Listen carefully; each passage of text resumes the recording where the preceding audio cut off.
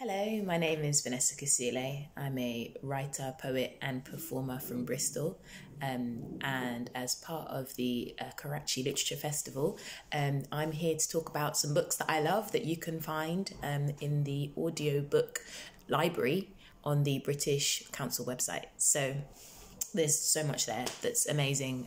So many books that I found in the archives that I now want to go ahead and read. But I just wanted to talk about some that I have read and loved. So the first one is Afropean by Johnny Pitts, which is a fascinating travel log, the experiences of this young journalist, mixed race man who grew up in Leeds, exploring Europe and making observations around colonialism, race, and many other issues besides. And it's such a considered and measured piece of writing. You know, it's politically forthright, but I don't think it pretends to make any easy conclusions about the world and how it operates. Second book I want to recommend is Kumukanda by Kayo Chingonyi, a gorgeous poetry collection that won the Dylan Thomas Prize.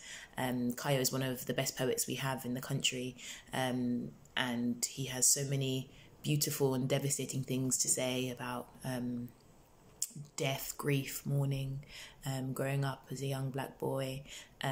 Definitely someone to dip into if you love poetry or if you are only just starting your journey with poems. He's a great place to start.